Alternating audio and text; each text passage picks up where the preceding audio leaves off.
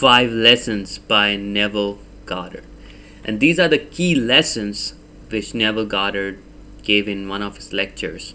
And they have had a tremendous impact on my own manifestation, on what I have achieved in my life. Been able to move countries, work in different industries, triple my income, make money online, meet someone whom I connect with truly, and it's all thanks to Neville Goddard. Of course, I took action. Of course, I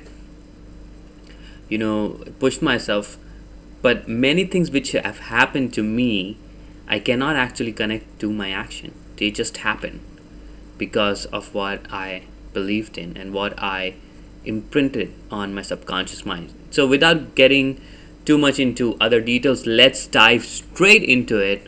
And the first thing you need to understand about the 5 lessons is the consciousness is the only reality. Consciousness is the only reality. So let's get into it. So Neville talks about God's name. And what is God's name? Okay, let's get into it and let's see what Neville had to say about this, right?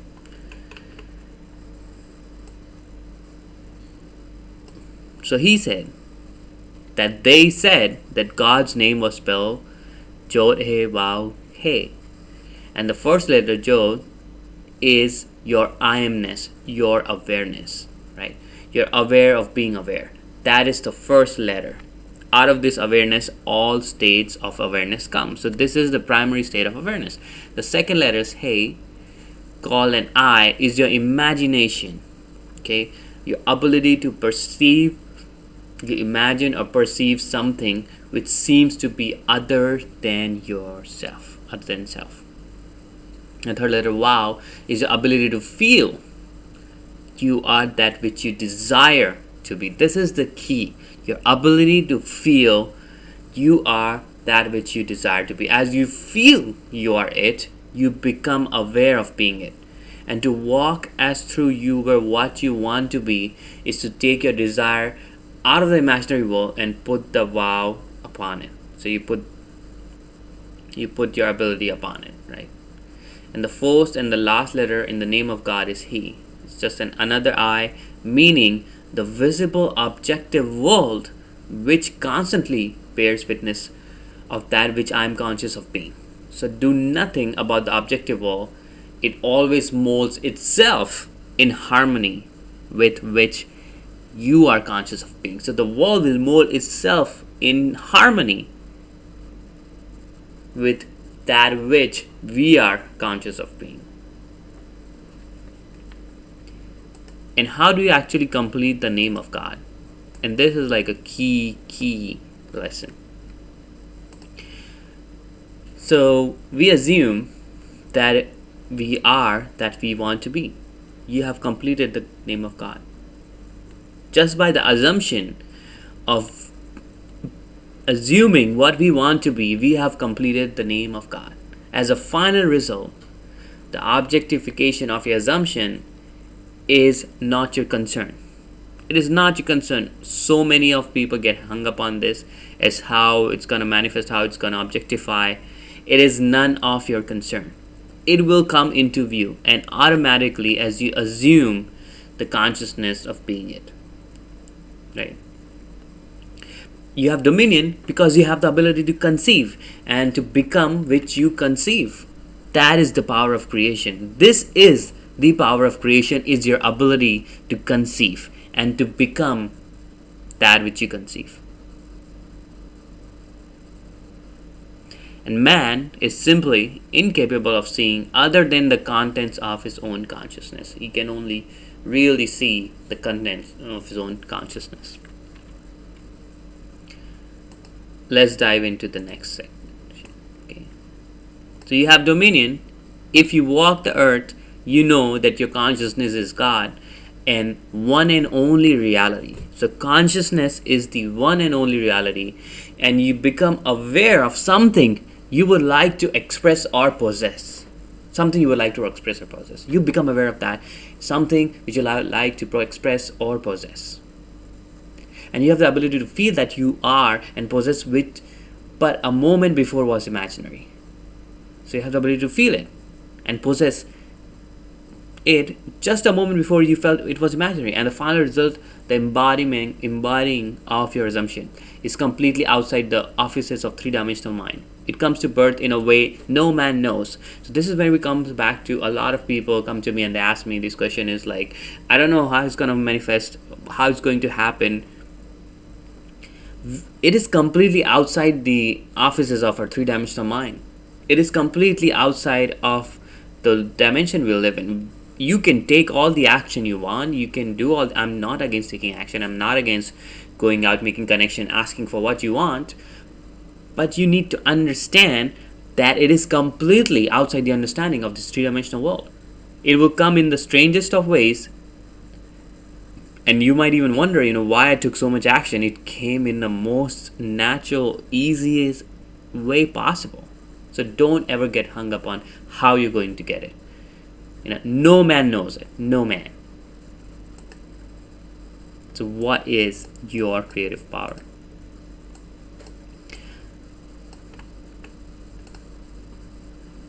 So I have been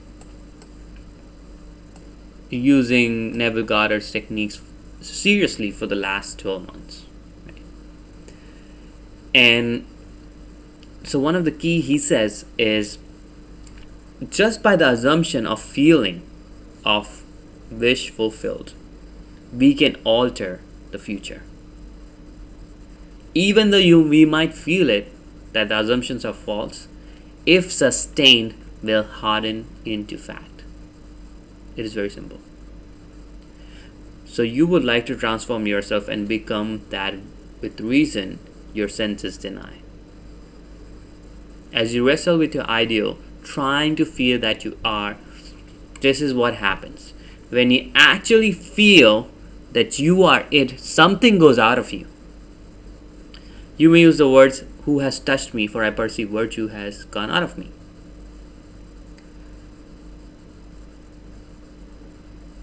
So when you have prayed successfully, as you are after the physical creative act, when satisfaction is yours, you no longer hunger for it. Right? Basically, what you imagine it so with so much vividness, so much strength, and as close as reality as you can get, that you do not have the hunger of getting that thing. You already have it. You already have what you desire. So if you still have the thirst of wanting something, then you have actually not satisfied the need. You just have to imagine and believe that you already have it. And that will just get the ball rolling for the manifestation, and it will come to you. It will become a reality. And Neville says, if I can feel that I am that which but a few seconds ago I was not, but desired to be, I'm no longer hungry to be it. I'm no longer thirsty because I feel satisfied in that state. For example,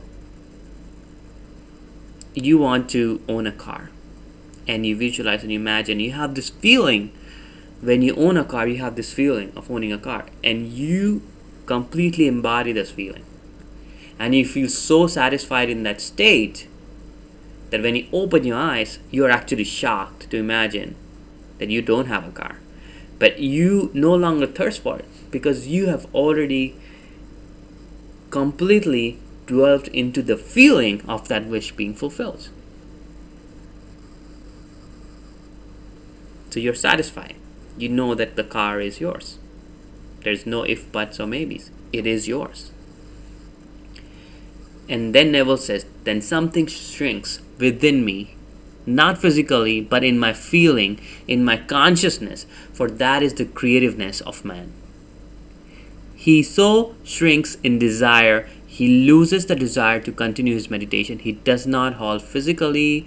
He simply has no desire to continue the meditative act, because you have imagined it so well that you know you have it, and there is no need for you to continue the meditative act anymore. So when you pray, as the Bible says, when you pray, believe that you have received, and you shall receive. And in like the manner a man prays successfully, he believes that he already is which he desires to be. He cannot continue desiring to be which he is already conscious of being. So at the moment of satisfaction, physical and psychological, something goes out of us, which in times bears witness to man's creative power. And this power is beyond our comprehension. It is way more powerful than we can even comprehend. So there is only one gift that is truly yours to give. And let's get into it. What is that gift, right? So Neville says man has only one gift that is truly his to give, and that is himself. No other gift. As told you in the very first creative act of Adam begetting the woman out of himself, there was no other substance in the world but himself which he could fashion the object of his desire.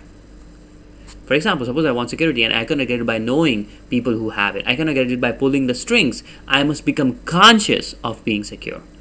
Let us say I want to be healthy. Pills will not do it, diet will not do it, climate will not do it. I must become conscious of being healthy by assuming the feeling of being healthy. Perhaps I want to be lifted in this world. Merely looking at the kings and the presidents and noble people in the world and living in the reflection will not make me dignified. I must become conscious of being noble and dignified and walk as though I were that which I want to be. Very important. So when I walk in the light, give of myself to the image that haunted my mind. And in time, she bears me a child. Which means I objectify a world in harmony with that which I'm conscious of being. So know that your consciousness is the only reality and you know what you want to be. Then assume the feeling of which you want to be and remain faithful to your assumption. Living and acting on your conviction. Always make it fit that pattern.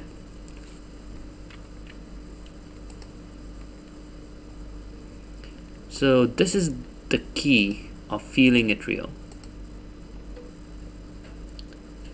So what you need to do is you do not need to send your visible world hunting.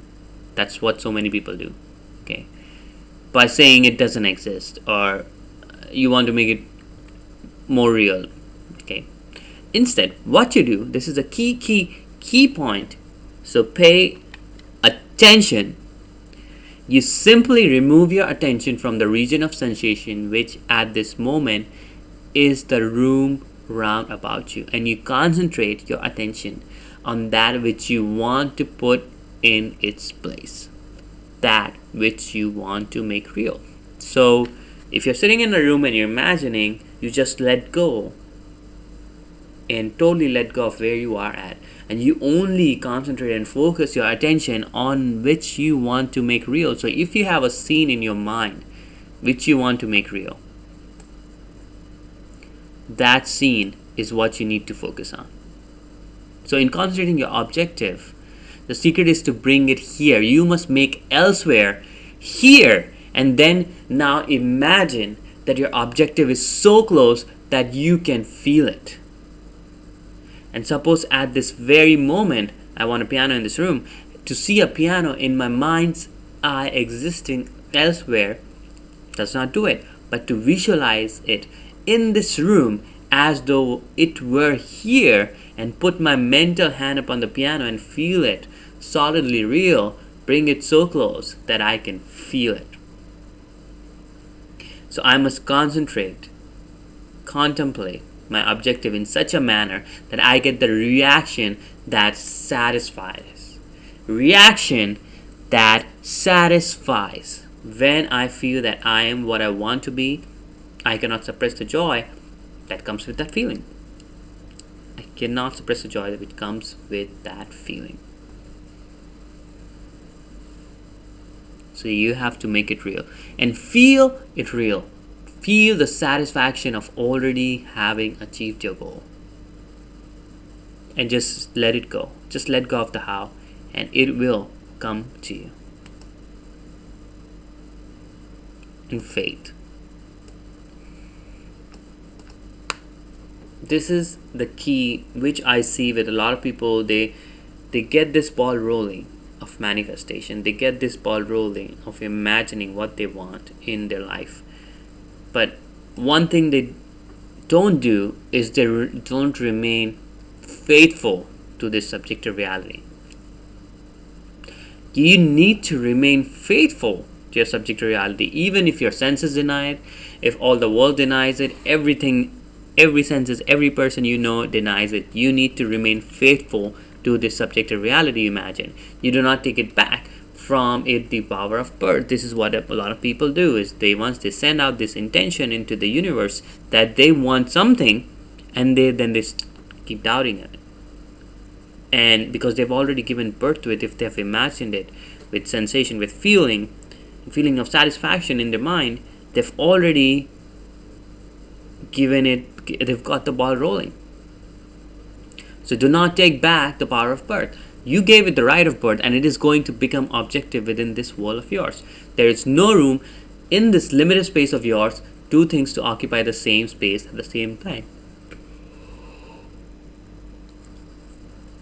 Important. By making the subjective real, it resurrects itself within your world.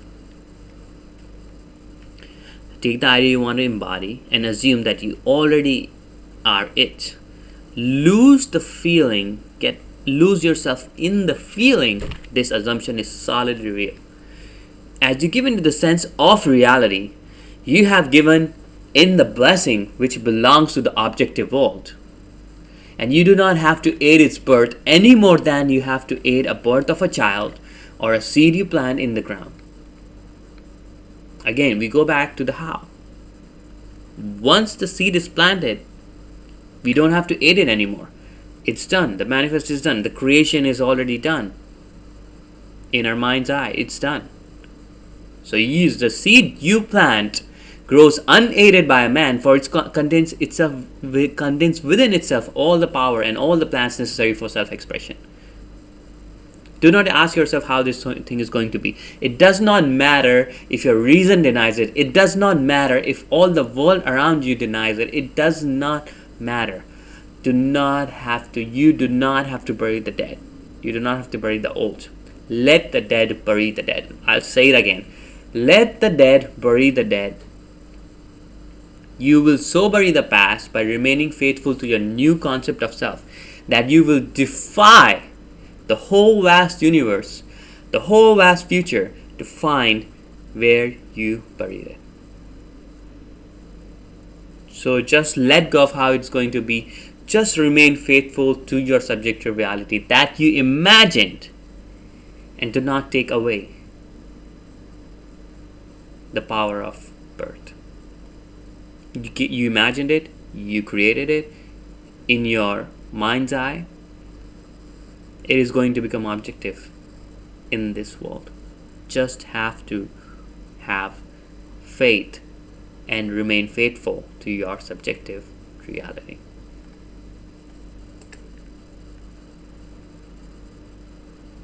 So writing your own obituary. And what does Neville mean by that? And let's dive a little bit deeper into it. So once you choose and you imagine what you want to be, so you so completely die to what you are that no man in this world can tell you where you buried the old man. So you must this night, not tomorrow, learn the technique of writing your own obituary. So completely die to what you are that no man in this world can tell you where you buried the old man. For example, if you are impoverished and borrow from every friend you have, and then suddenly you roll into wealth, where did you bury the old poor man?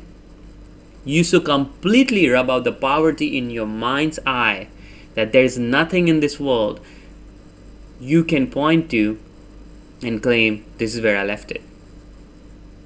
A complete transformation of consciousness rubs out all the evidence that anything other than this ever existed in the world. So if I now know what I want to be and I assume that I am it and walk as though I were, I become it. And by becoming it, I so completely die to my old former concept of self that I cannot point to any place in this world and say, that is where my former self is buried. I so completely die, and that I defy the posterity to ever find where I buried my old self. And Neville goes on to say that there must be someone in this room who will so completely transform himself in this world that his immediate close circle of friends will not recognize him. You might have already seen that, you might have already felt that, you might have already seen some people who changed themselves so much that you were not able to recognize them. They change the behavior, they change the look, they change the attitude. There are many things about them that change so much that even the closest of closest friends were not able to recognize them.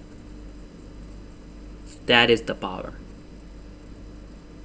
That is what you become, a new person.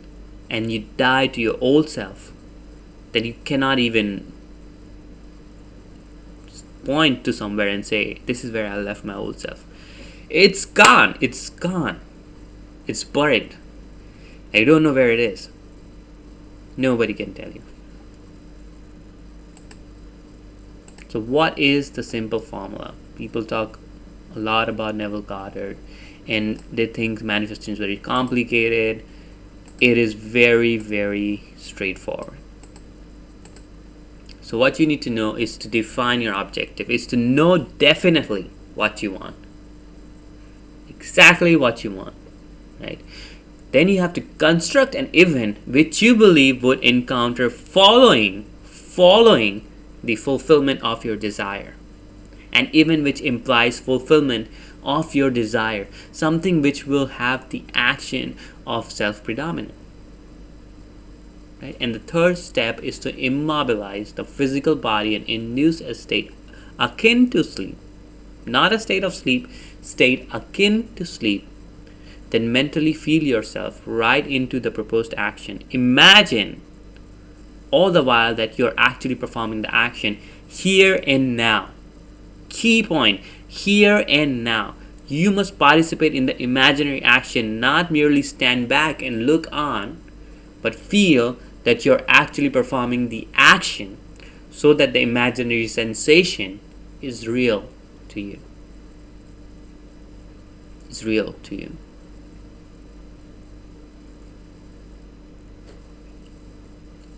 Very important. So you make the elsewhere here and now, and you feel that you're actually performing the action so that the imaginary sensation is real to you. Is real to you. That is where we reach the feeling of satisfaction and we know it's done.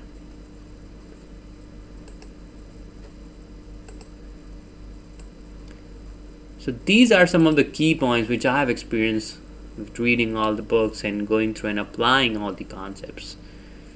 It is important to always remember that the proposed action must be one which follows the fulfillment of your desire, one which implies fulfillment. For example, suppose you desire a promotion in office, then being congratulated would be an event that you would encounter following the fulfillment of your desire.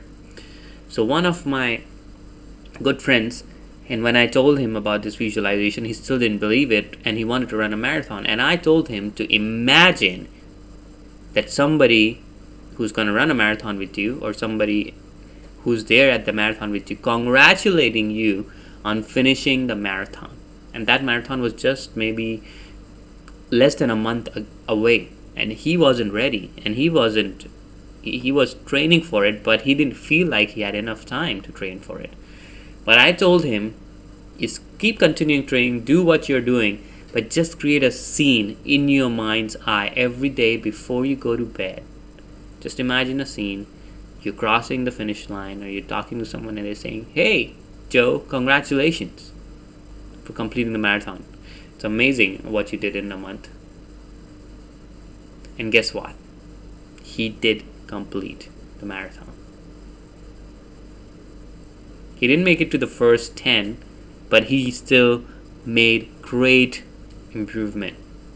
He surpasses all his beliefs, all his limitations, and when he did it, he said, I couldn't even believe it how I did it. So you don't really know. I mean, you can't know how it's going to happen, but it will happen, right? Another key point is you do not visualize yourself at a distance in a point in space, at a distance in point of time, being congratulated on your good fortune. Instead, you make elsewhere here the future now, the difference between the feeling yourself in action here and now. So when you're visualizing, you are here. You're not thinking about the future. You're not imagining yourself being in the future. You make the here now and visualize yourself in action as though you were on a motion picture screen. Is the difference between success and failure. Very, very important. So what experience has taught me is to restrict the imaginary action, which implies fulfillment of the desire, to condense the idea into a single act and to reenact it over and over again. It has a feeling of reality. Because if we are not able to condense the idea into a single act, what happens is our attention will wander off along the associational track, and a host of other associated images will be presented to your attention, and a few seconds will lead you to hundreds of miles away from your objective point of space, years away in the point of time. So for example, the marathon with Joe. So I told him to just imagine the scene where he meets someone else and they congratulate him and say, congratulations on completing the marathon. That was an amazing effort. And just restrict it to that. You don't follow it, you don't go somewhere and go for a lunch or go for a dinner or drinks, anything like that. You don't let your imagination follow through with it. You just have this small scene of maybe 3 seconds, maybe even less than that, 3 to 5 seconds, and you just reenact this scene over and over and over and over and over again until it has the feeling of reality. You condense the idea into a single act, you enact it over and over and over again until it has the feeling of reality. And this is the true power, the true message which Neville was trying to tell us. An act which follows the fulfillment of your desire, and you make elsewhere here now. You have this feeling and this visualization right now, and it is condensed into a single act. And the most effective way to embody a desire is to assume the feeling of the wish fulfilled, and then in a relaxed and drowsy state repeat over and over again, like a lullaby, any short phrase which implies fulfillment of your desire. It could be a very simple short phrase. Thank you, thank you, thank you, thank you. And you say it as you addressed a higher power for having given you which you desired. These are the key points from 5 lessons. I'll make another video and we'll dive more deep into the second chapter. But if you just understand the power of just first chapter, this formula is very simple. It's very straightforward. So that is what I say. Consciousness is the only reality, and you have to have faith, and you have to completely die to your old self and just make the here now. Imagine the scene following the fulfillment of your desire, and a short scene which you can condense into a single act, and you review and go over that act again and again until it has the feeling of reality. And that is it. That is a very simple yet extremely powerful lesson by Neville Goddard. So thank you for watching this video. I hope you gained something great for it. Please hit the subscribe button and please share it with someone who is interested in this stuff. Please share in the comment section below is like, what did you learn? What are the 2 key lessons you learned from this video? I would love to know your thoughts. Please post them in the comment section below. And till then, take care, enjoy, visualize, and thrive in your life.